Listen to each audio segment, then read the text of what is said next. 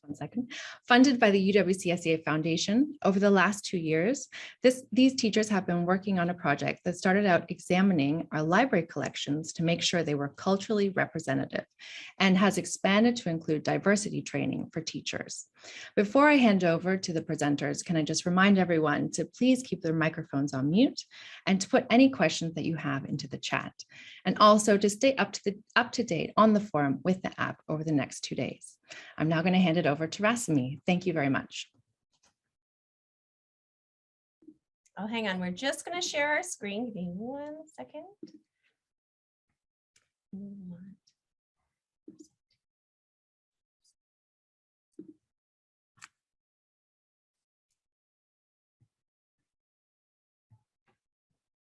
All right, hi everyone. My name is Rasmi Hayes. I'm a K2 teacher here at UWC. I'm also a teacher leader and a coach. I consider myself an actively anti-racist educator, and I'm doing a lot of ongoing work around that. I consider myself multiracial. My mother is a Thai woman and she's an immigrant to the United States, and my father was a white American. I grew up in the Pacific Northwest in a mostly white school. And so growing up, I really highly identified with my half Thai side and only hung out with kids of color and brown and Black kids. And the first time I was actually called a white person was when I was 18 years old. And it was really like an eye-opening experience for me. I was working in the South Side of Chicago and somebody told me I didn't belong there and told me I was white, and it was literally the first time anyone ever called me that. So that was like the beginning of this journey of embracing my whole self, including my white side and the power and privilege that comes along with that. I'm also raising 2 young kids, ages 4 and 7, and they are also multiracial. They are Thai, white, and Black. So that comes with a whole host of other things. So this is why this work is so important to me. Thanks. Good morning, buenos dias. My name is Evelyn Hurtado, and I am an early childhood teacher leader. And my background is actually in special education and developing inclusive environments. I currently teach K2 with Rasmi, and I'm the head of grade here on the Dover campus. I identify as Latina. What I would say in the United States is Chicana, being Mexican American. My mom is from Veracruz, Mexico, and my dad's culture is Spanish and Native American. So for me, a lot of my identity development growing up was about like unlearning and relearning, coming from the colonized and the colonizer, and also my national identity as a US citizen and how the nuances of privilege and marginalization show up in my life. Hi, everyone. My name is Andrea Strachan, and I'm the head of grade for K1 and the Infant School Curriculum Coordinator here at UWC, Southeast Asia. I've lived in Southeast Asia for most of my life. I have an Irish husband, 1 child that was born in Canada, 1 child that was born in Vietnam, and I myself am a 4th generation Canadian.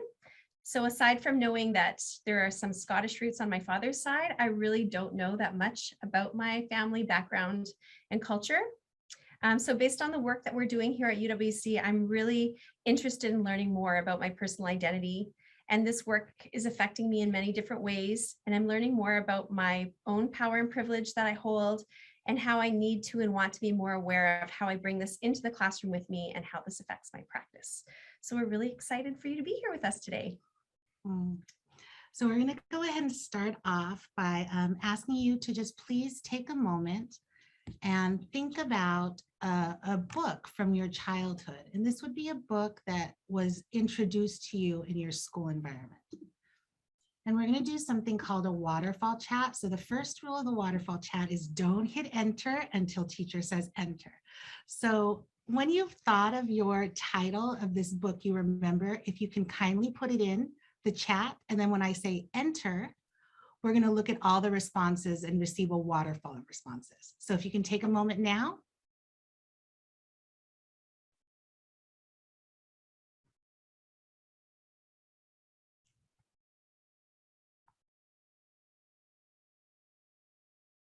Just a few more seconds. We're excited to see the responses. All right, go ahead and hit enter.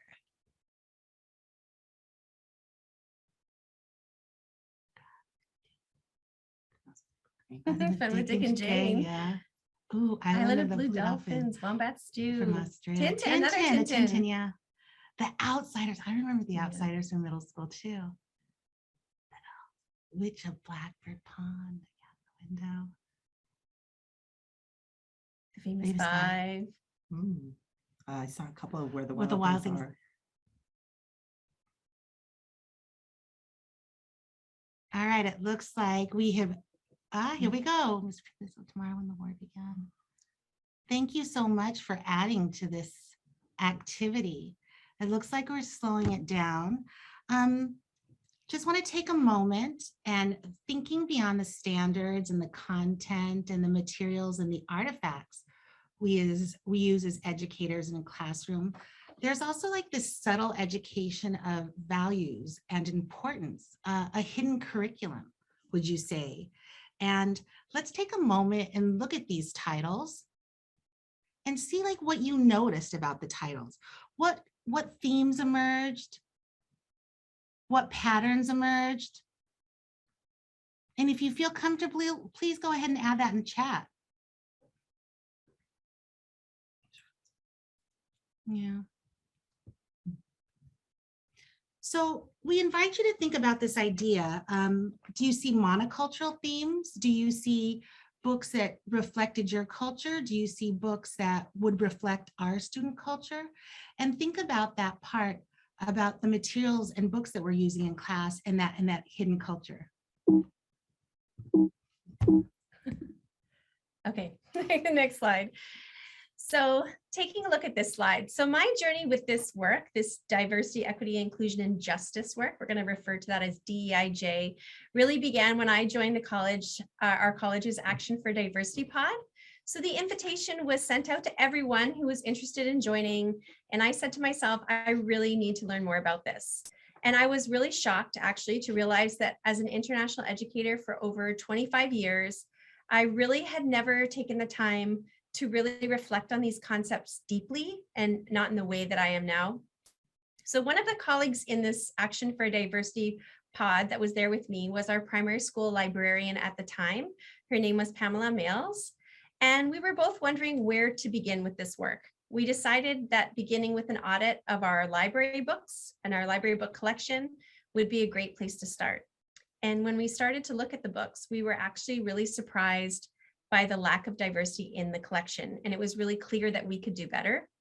I then connected with Rasimi, who had joined our college, and we put together a proposal for a 50th anniversary innovation grant to launch an inquiry into what books are out there. And as we work to diversify our book collection. So we invited any teachers who wanted to join this inquiry and this journey within our infant school. It started there, which is K1, K2, and grade 1. So we wanted to have a manageable project, so focus on one area of the school. And we had about 5 teachers join the initial group. And this quickly grew to 10 and more. As soon as we said, you know, you're going to get some free books, we had all kinds of buy-in. Teachers love books.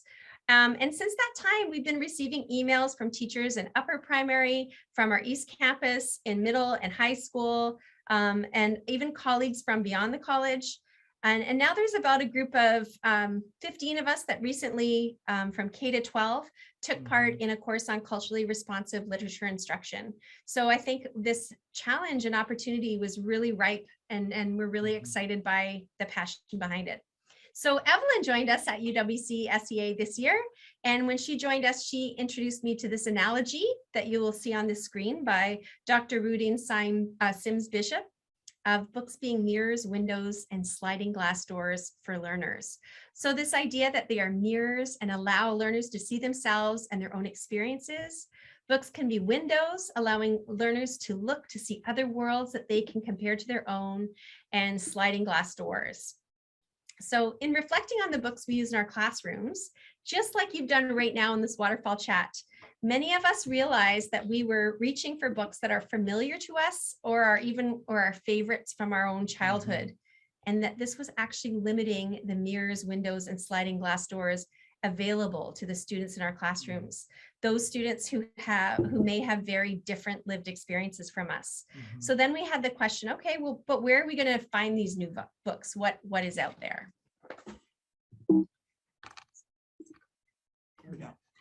So if you take a look at this slide, there are 3 infographics here that kind of outline the diversity in children's books since 2015. And what we noticed is there has been some tiny shifts in protagonists of color, Black and brown characters, if you look at the data, right?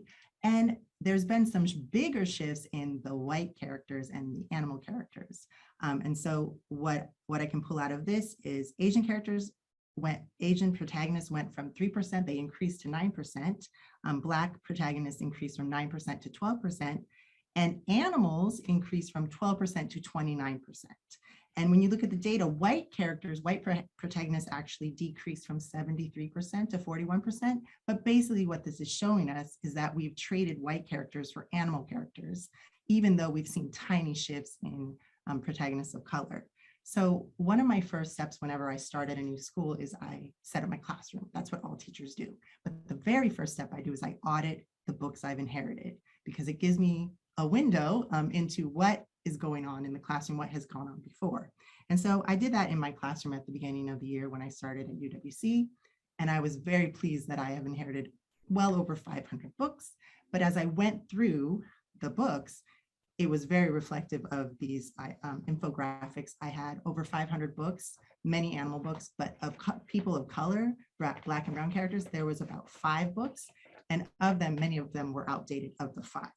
So I could see already that I needed to offset that. 2 reasons might explain why this is the case. Number one is what you see on these infographics is there's just not as much out there of protagonists of color and diverse characters. So if you're looking for a certain subject in the primary grades, most likely you'll find a big stack with animals or white characters, and you'll find a tiny stack of other characters, Black, brown, differently abled characters. Another thing is what Andrea talked about in the last slide, which is we as teachers bring in our lived experiences into the classroom and bring in our favorite books, our books we identify with. And when you look at the data from my home country of the United States, the majority of teachers are white women. And I don't have the data. I did look for data for international schools, but it's kind of all over the place. Nothing comprehensive that I could find. But I know from my lived experience that it's mostly white women, often white people, who are the teachers in international schools. So before we continue, we thought it would be a good idea to just have some shared understanding of language. And one thing that we didn't do as we started was a little bit of housekeeping. So during this presentation, if you have any questions, feel free to pop them in the chat. We're hoping at the end we'll have some time for Q&A, but if we don't, there's a networking room that you can join after that will be in for an hour. So if you want to have lunch with us, we welcome you to do that. And also, so many of the resources or the times that we cite people, we've created a Padlet that we'll share with you at the end that has the information to that resource. So going back to this slide, DEIJ, these are the shared understandings and definitions here at the college. And they were recently published in a document that is teaching for DEIJ. And so, as you know, diversity is the unique mix of differences found within a community. So this is a fact, right? The equity is a paradigm and process to redistribute access and opportunity to be fair and just. So what we're looking at here in so many ways is organizations and organizational impact and systems. Inclusion, such a heart space for me, is the valuing, belonging, and dignity felt by all in our community. So I always liken it to this, like diversity is you're invited to sit at the table. We're all different. But inclusion is the act of coming to the table and saying, hey, will you help me build it? And that's always like a really beautiful way that I look at it. In my mind anyway, beautiful. And justice is the repairing, restoring, and renewing of individuals and societies. So, yeah, go ahead. Okay. It does not want to work for me. There we go. So you might want to ask, like, how does that look like? Like, how does that work with our youngest learners, which I lovingly refer to as little elders? And early on, so I feel like I've been doing some deep DEIJ work for about 8 years now in the international school community. Somebody shared with me, because I was very nervous about entering into this work with the littles, and they said, if a child is old enough to experience racism or sexism or any type of ism, that means that they're old enough to learn about it. And that really held so true to my thinking about how we bring this into the classroom. I'm really loving these quotes. One thing I really want to highlight is this one from Megan Madison and Jessica Raw in the bottom. They are doing a whole book series called First Conversations. It's linked in the Padlet. But young children notice a lot. They do from a very early age. There's a lot of studies. But when we, the adults, the people that they're counting on in their life, don't talk about it, children often come to their own conclusions. And that can include this bias and stereotypes because of the world we live in. Because really what our job is, educators, is helping create safe and brave spaces where students are making meaning of their life. Next slide. Yeah. Okay. So as part of the innovation grant, each participating teacher was asked to locate 20 books that they wanted to purchase. Any 20 books that they wanted to, books that spoke to their heart, maybe that they'd had an eye on, but also to do some research into this. So they needed to start connecting with educators from around the world, looking at the internet. If you go on the internet, you find that the websites share a lot of the same books. So we started connecting with local and small publishers as well. And we even found people within our community that were publishing books that were really relevant to the students and learners that we would find within our school. But as we were engaging with this inquiry, our inquiry group of teachers basically asked, well, actually, what are we looking for exactly? Yeah. Like, are we looking for books to teach to social justice standards? Are we just looking for diversity in the characters? If so, what would that look like? And how do we want to engage with these books? So we all agreed on some guidelines in terms of the representation we wanted to start to curate and cultivate in our collections. For example, we wanted to make sure we included neurodiverse characters, characters with disabilities, LGBTQ+ community members and families, characters that we might see here in Southeast Asia, as this is the majority of our student population, and also looking at books on adoption, including transnational adoption. So really trying to create a really rich and diverse set of books that would provide these mirrors, windows, and sliding glass doors for our learners. And then as we started to look at this, we realized we wanted to use books in a few different ways. So this slide, actually, I'm going to refer to these 3 books as 3 examples of different ways that you can engage with these books, or that we were engaging with these books. So the first you'll see is the book Another. This is a wordless picture book, and it has a brown-skinned child as one of the characters. So in this way, we just wanted representation within our book collection that was incidental. Okay, it's not about engaging with social justice standards. It's just having representation within our collection. The second book you'll see here is Donovan's Big Day, and we wanted to choose some books that would connect to our units of study. So one of the units of study in grade 1, one component of it was focusing on celebrations. So this book is about a celebration, a family celebration, one that everybody can connect with. You know, marriage, I think, exists in all cultures, but the twist here at the end is that there were 2 mummies getting married. And so it was Donovan's big day to be a part of his mother's marriage. So in this case, the story is really about a celebration. And again, the fact that the family is maybe not one that we see in many books is incidental, but is really important for introducing, mirrors that reflect the families and the family members that we know within our school community.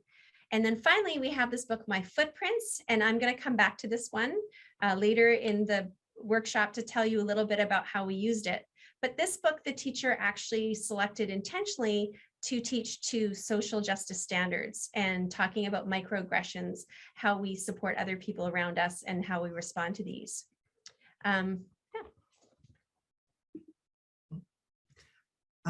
So one thing we also have been doing is picking, like she talked about picking the last book to go with a certain unit. This book we are started to use this year and found in Singapore. It's called Bodies Are Cool by Tyler Fetter.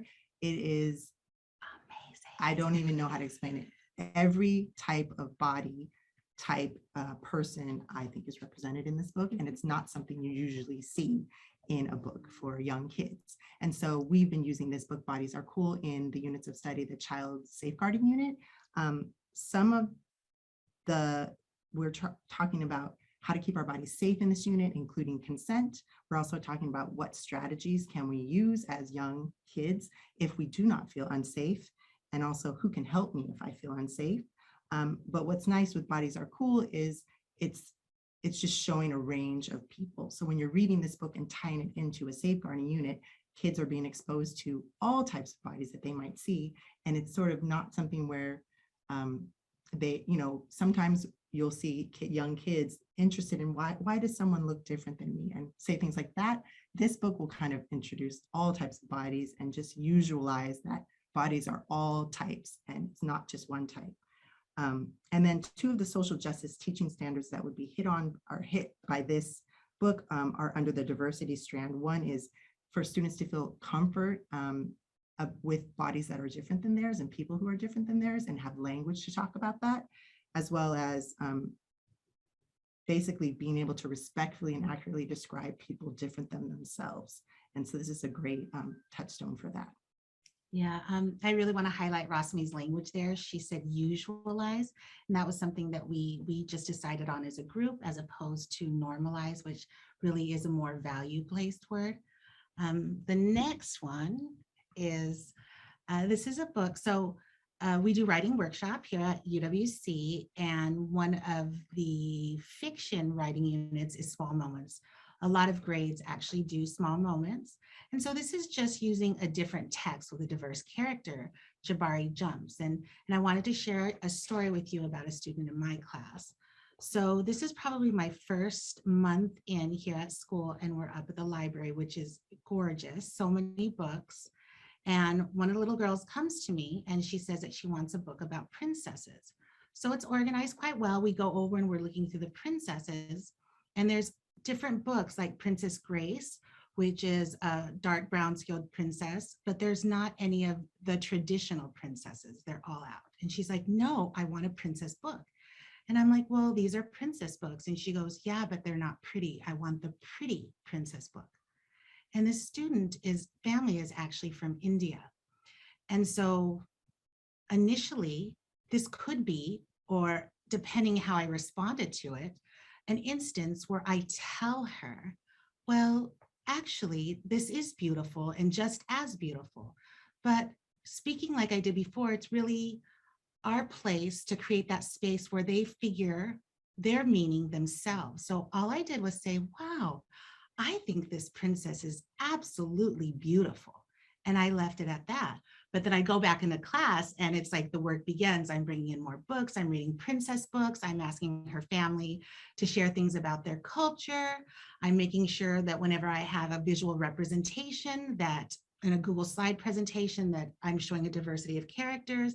Even as much as like when we did our arts festival, I made sure that we danced to a song that was in her home language. And so this week, we were doing a small moments. This is for the writing moderation.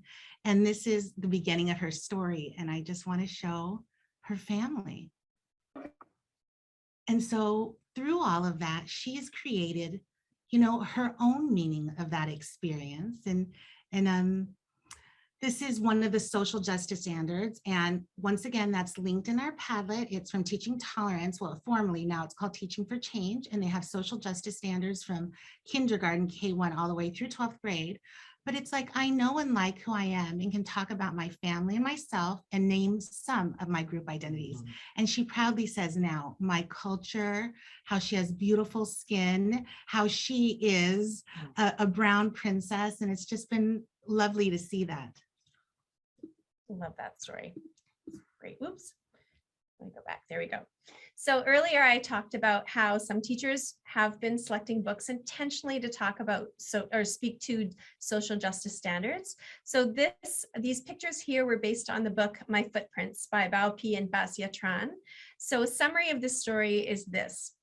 Every child feels different in some way, but Tui feels double different. She's Vietnamese American and has 2 moms. Tui walks home one winter afternoon, angry and lonely after a bully's taunts. Then a bird catches her attention and sets Tui on an imaginary exploration. What if she could fly away like a bird? What if she could sprint like a deer or roar like a bear? Mimicking the footprints of each creature in the snow, she makes her way home to the arms of her 2 moms. Together, the 3 of them imagine beautiful and powerful creatures who always have courage, just like Tui. So these examples here are from one of our fabulous K1 teachers, Catherine Malone. So Kathy used this book as an opportunity to explore with the learners in her class how we respond to microaggressions, because even young children could be on the receiving end of microaggressions, and we wanted to provide them with some tools and understandings of this. So here you can see the notes from the discussion she had with the children and some of their words and their voice and how they describe these and how they respond to them.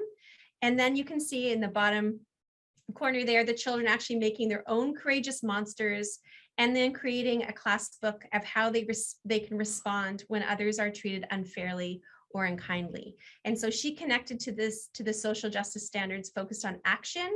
I care about those who are treated unfairly. I can and will do something when I see unfairness. And this includes telling an adult. So the examples that we gave you came from early childhood classrooms because we're early childhood educators, but it was a really nice experience taking this culturally responsive literature course because we had teachers that ran all the way through 12th grade. And so just wanted to highlight some of our favorites and some books that are being used across our campus. And no, it's just, No. yeah. Oh, we're ready for no. So during this time, we also had some challenges, of course. We were like, how do we audit books? What are we looking for? How comfortable are teachers going to be engaging in these topics and responding? We also wanted to make sure not to fall into like any racial detours or equity traps and tropes. There's a shout out to Street Data. It's in the Padlet there also. So initially our thought was like how things can often work here. Like we see something, let's create a solution. Let's come up with solve this problem. Let's fix it. And we had to really stop and slow down and really step away from that dominant culture and say, hey, this is really complex and nuanced work. And we don't have to jump out like that. Let's take some time learning about each other, trying different things in the class, looking at text from different ways, having people observe us, reflecting on what they're seeing, reflecting on what's coming out with the students to make sure that the lessons that we're creating and that we want to share out with people just aren't those surface level, like those surface culture, but that are really engaging in more deeper cultural, into deeper culture.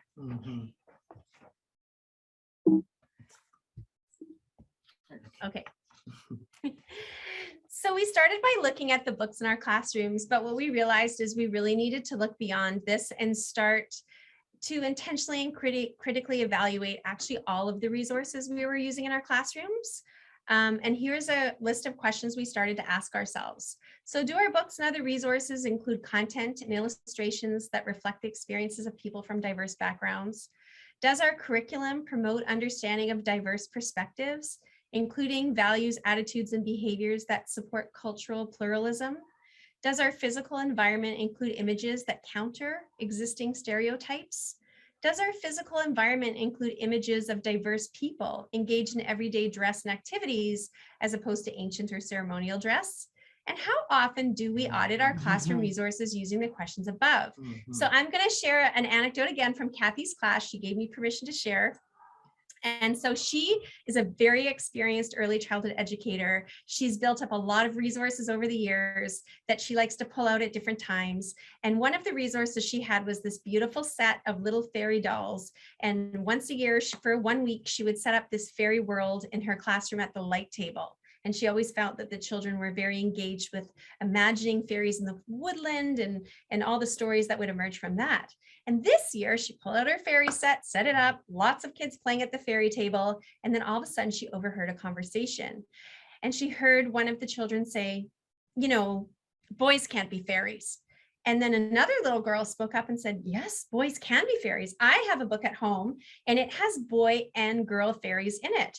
And because I think Kathy has been engaging in this work alongside us and like everybody else, she really immediately picked up on this conversation. And so she went over, and then to her horror, she realized not only were all the fairies girls, but they were all white. And so she thought, oh my goodness. And really, there are not a lot of white children in her class. So she actually brought this to to one of our meetings and was saying, you know, I'm so embarrassed. I've been bringing out this material every year. The kids seem to love it, but now I realize what messages it's sending. You know, does anyone know if I can get some more diverse fairies?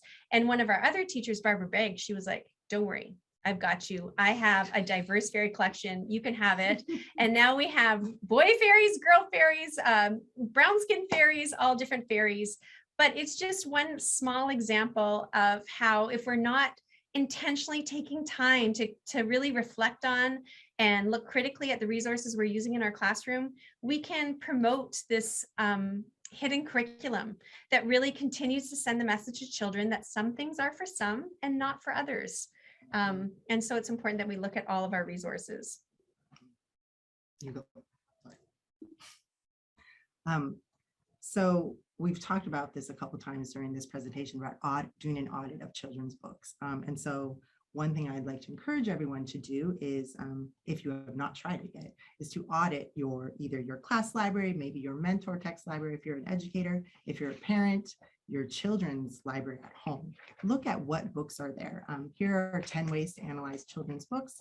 Things like checking the illustrations, down below, checking who the protagonist is, who the heroes are in the books, looking at the copyright date. Some books are classics, but there are new classics we can be incorporating into our book collections.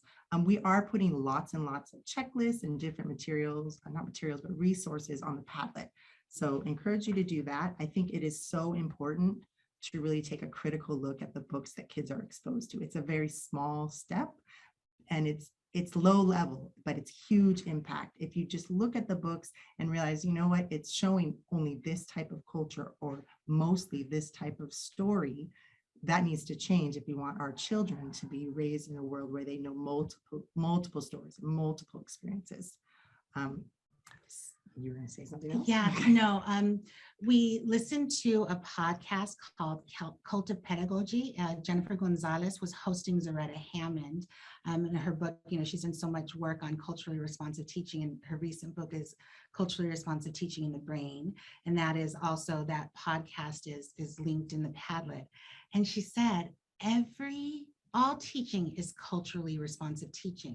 Mm-hmm. But ask yourself, what culture are you responsively teaching to? So making sure that once again, that word intentionality, that it's really purposeful how we're making sure to offer different ways of living and being to all of our students. Yeah, and I think it's important to note, like people say, well, all cultures are valuable. They are, but it's important to recognize that there are dominant cultures that are in our classrooms, and we actually have to work to intentionally mitigate that to make it more equitable and diverse. Yep, and one more thing is, in the classroom, you do have books, like every book focuses, you know, would maybe teach to certain things.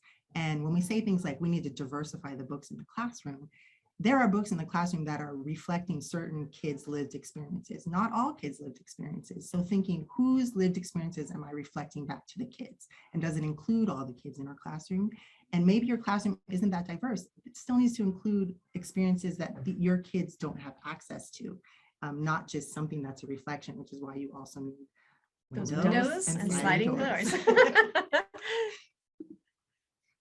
So we're going to pause for a minute, and I'm going to tell you a little bit about this slide, and then we're going to think about it for a little bit. This is called the Wheel of Power and Privilege. And this year at UWC, we've been having the opportunity to basically work with the staff, the primary staff, using this wheel of power and privilege and thinking about our identities and the intersection of our identities as individuals, and being able to have that conversation with one another. And as we dove into this work, we noticed a lot of questions coming up. Number one, about, whoa, like a lot of light bulbs going off, a lot of what is the purpose of this work? How does this help us do DEIJ work? What is, how does this help us be better teachers? So I just want everyone to just take a look at this for a minute. Consider where your identities lie on this wheel of power and privilege, what you notice and what you wonder.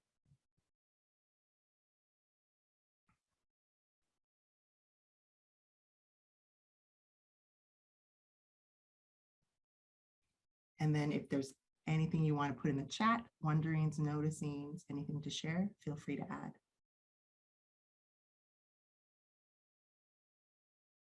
I can see in the chat that people are asking us if we can share some of the resources that we're referencing. Again, we have a Padlet that we've created, and we will share the link with you at the end of the presentation, and you can access the resources that we've shared, and we can continue to add to it, and we will continue to add to it. Yeah, I love the spectrum, so comprehensive. Thank you. I think it's Uwcsea.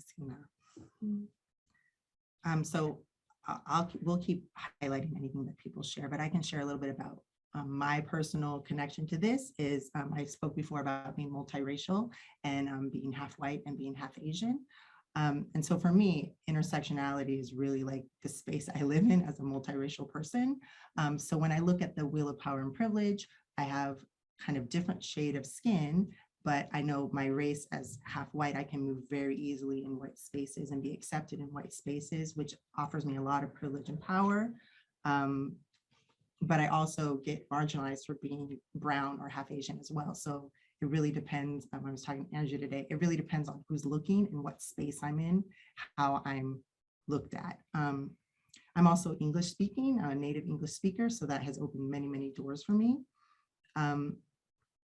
And it's also an identity I don't ever consider like, oh, let me think about my language identity. That's not like the first thing that comes into mind when I talk about my personal identity. And just the last thing, I am an expat American, so that's huge privilege, working overseas and having that opportunity.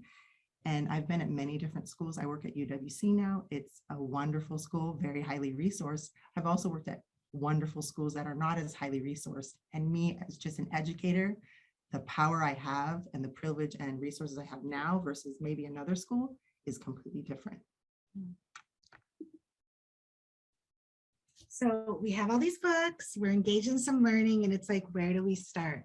So from the experience that we were having, I don't know if you highlighted, but we did a presentation with the entire primary staff about social identities, and a lot of questions came up about what does that mean? Where does that fit in? And we recognize that if we want to do some identity-centered learning with our students, that we really need to take that time and space to do some identity-centered learning ourselves and amongst and with each other.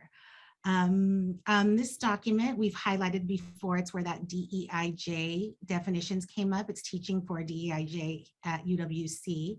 And there's some really great reflective questions about that. And also the importance of identity-centered learning. We see some of those questions and we're hoping we're about to wrap it up, so we'll have some time to answer those. Let's see. So we begin to look more closely.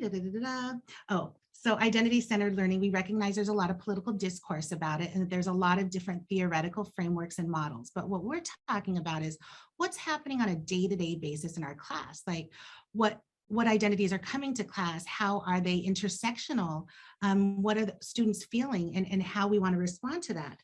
So we have to allow students opportunities to explore and share different parts of themselves, and many different parts of themselves, like from their linguistic self, their cultural self, their racial self, their body image, their self-expression. And think about, if you think about a time like in your education when you had a teacher or a coach or a mentor that really helped you develop your identity, how incredibly powerful that is. Mhm. And I really love this image. So we start in that center with student identity and how it's like pushing out, like how are we creating those spaces and conditions? And that starts with assessing our own prior knowledge and bias, growing our understanding.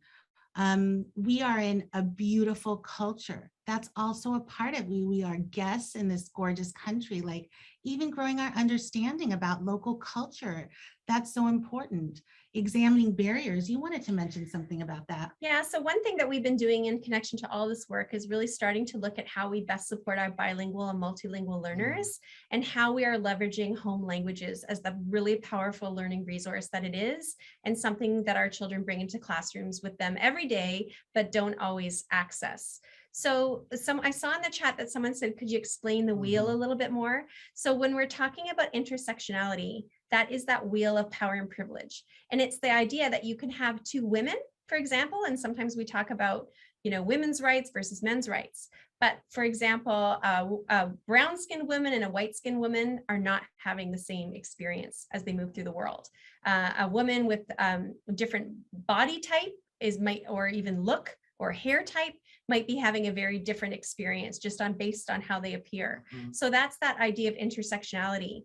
I was talking about my husband the other day. He's Irish. And so on a wheel of power and privilege, as a white male, he has a lot of power and privilege, but he was also sharing with me how in his, in Ireland's past, that the Irish were discriminated against in certain contexts, quite significantly. And so that's an example of his intersectionality coming from his cultural background.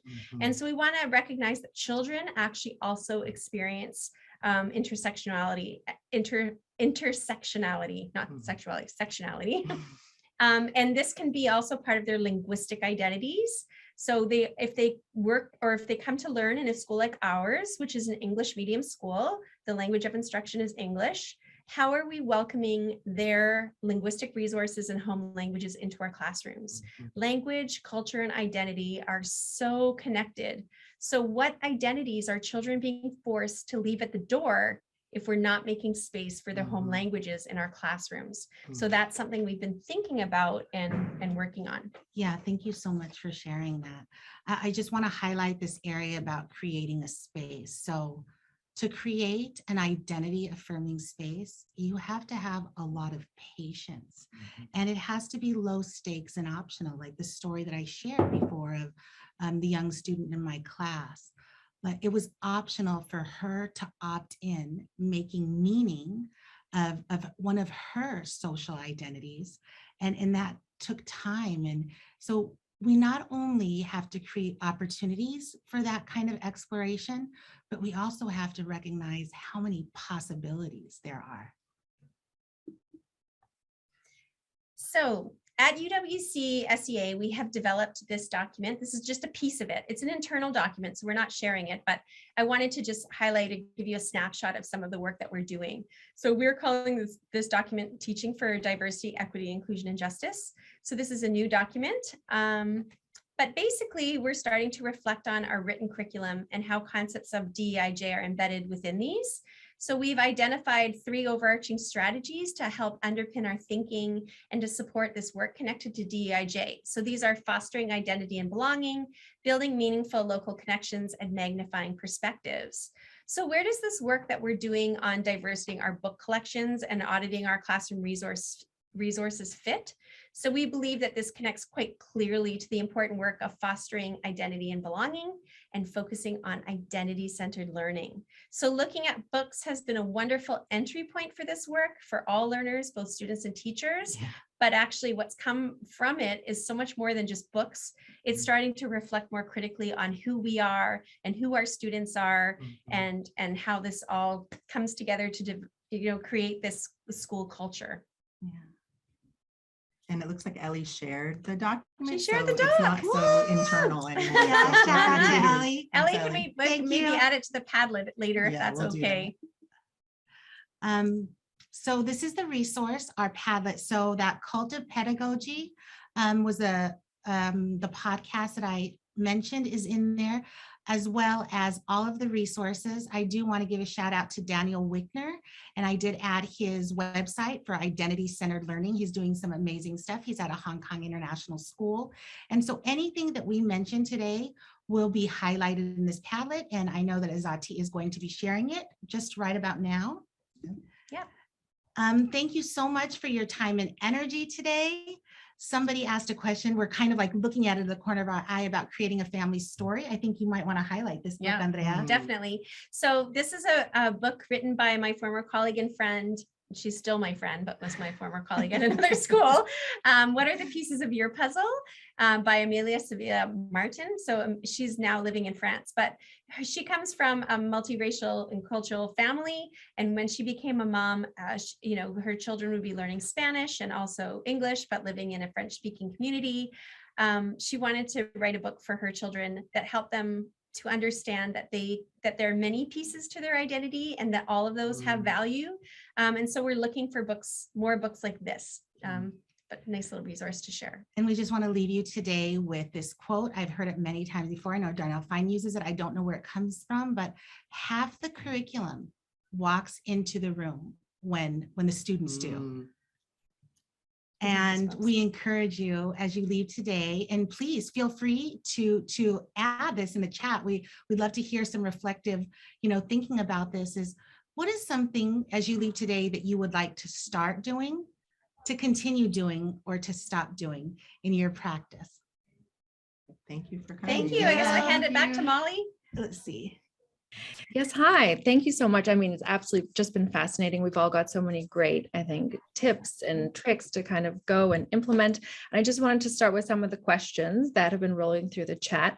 I think Carlos was asking about a family story. How can sharing family stories help to build identity and reaffirm identity? Do you have any thoughts about that?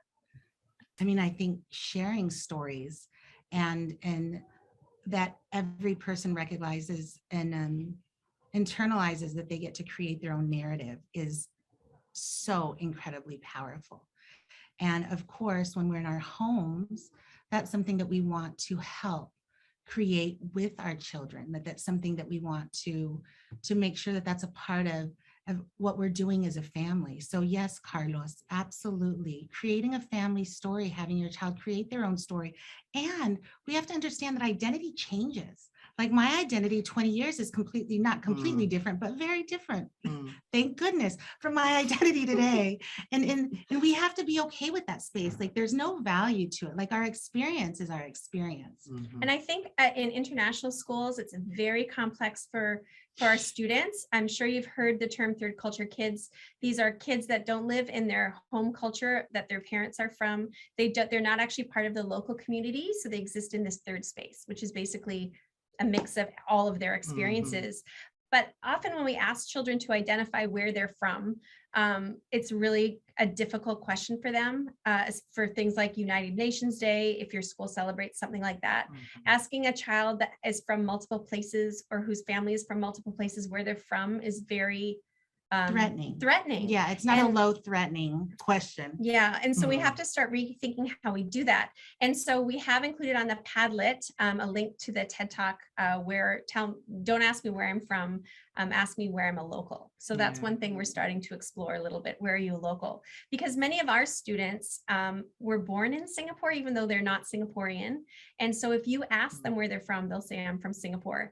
And I have overheard adults in the past say to them, no, honey, you were born in Singapore, but your family's not from Singapore. But for their personal identity, they feel like they're from Singapore. So honoring each person's opportunity to define who they are.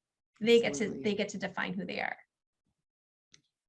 Great, thank you. I think we have a question from Amy in the chat. She's saying, how does UWC represent linguistic diversity in classrooms? Do you use multi-language books? Oh, and you see how Ellie just responded to that. So please come to the workshop tomorrow where Ellie and Pilar will be hosting a talk about linguistic diversity here at UWC. The response to it. Let's see, taking a look at some of those questions about. Carlos asked about the privilege and power wheel. I just want to say, like, And when you look at the wheel, the middle is where you have the most power. So if your identity lays on the middle of that wheel, that would be like a power focused space. And if your identity for that category is on the outer side of the wheel, it's like less power. So you might find that you're on the middle for some things and you're on the outskirts on other things. And we don't subscribe to that one way of looking at intersectionality. There's a lot of different models. Shelley Moore, inclusive educator, has an amazing, and I'll add that now to the Padlet, where she talks about this idea of inclusivity. And it's kind of like all these circles, on top of circles. And I think that really speaks to the complexity of it. Okay, there's another question from Carlos in the chat. He says, how will identity be challenged with these parallel virtual universes that are appearing today? Well, will it be challenged, or will it actually be celebrated? Because in a virtual universe, you get to create what you look like and have control over who you tell people who you are and how you want to engage with others, what languages you want to connect with. So I don't know. I think we have another workshop happening during the forum led by Kurt Wittig, our amazing head of libraries here at Dover, and they're actually looking at virtual realities. So maybe they'll be exploring that there. It's a very exciting Great time question. to be a person and an educator. Oh, I like that Lindsay said she would like to start interrogating chapter books in the same way we talk about what we do in infant school. Absolutely. We're already making connections with our upper primary school teachers and already have a group of them that are doing some of this work and are really excited to grow it. Thank you so much for sharing that. There's another one. Okay, let's look at that new message. Public exchange. Gracias, de nada. All right. Would you like to share just one or two perhaps tips for parents, how they could get started on this at home? I can speak a little bit about that maybe. I see a question, but I think what we're talking about is really fostering your own child's identity, which is what is their identity and what is their family's identity. I do think auditing children's books that your kids are exposed to is super important. And I think being okay with hard conversations with your young kids, like questions like, why does that person look like that? Or even like kids are very honest. They'll say things like, oh, that person, something's wrong with their face or whatever they say. And like being able to not say like, don't stare at them. Let's not talk about it, like distracting the kid, actually saying, why do you say that? Or having the back and forth to be okay with those uncomfortable conversations so that they know like anything is a conversation you can have. There's no wrong question or bad question. Do you want to add anything to that? Well, I do want to share that Rasmi is also being a little modest. It's in the Padlet, but she actually created a curriculum, for raising anti-racist children. So that's something that you can access. That's in the Padlet. Can you actually just go up a second? So somebody said something about from the student. Somebody called me stupid. Interesting. So when to tell the teacher and when not to is a question. I have, how do we teach children to differentiate what they need to handle themselves and is what's good to make the teacher aware of? I think that's an amazing question. So I think we probably all have some responses, but my initial thoughts about this is that's the power of a microaggression, right? Like you're hearing it and you're feeling because of like your own internalized experience, your own lived experience, like, is this a big deal? Am I making this a big deal? What if I say something? And so we really have to create spaces where students feel that they can come to us as adults to talk about what's happening. But we also, I mean, we have teachers that are starting this at K1, and how do we respond? Like, what language do you use to call somebody out? When do you call somebody out? When harm is being done? Absolutely. But when do you call somebody in? When do you have that private conversation on the side that says, like, when you said this, this is how it affected me. So, and then we have to balance that with the fact that it's that street learning, right? That you need to learn how to negotiate conflicts, not always with adult interaction and help. So I think that it's a really complex response, but honoring and letting them know if something hurts you, you have a right to say it. Don't question how you feel. Question, think about how you're going to respond. Give them tools about how to call in and call out. Mhm. Make sure that your teachers have those same tools, like how do we advocate?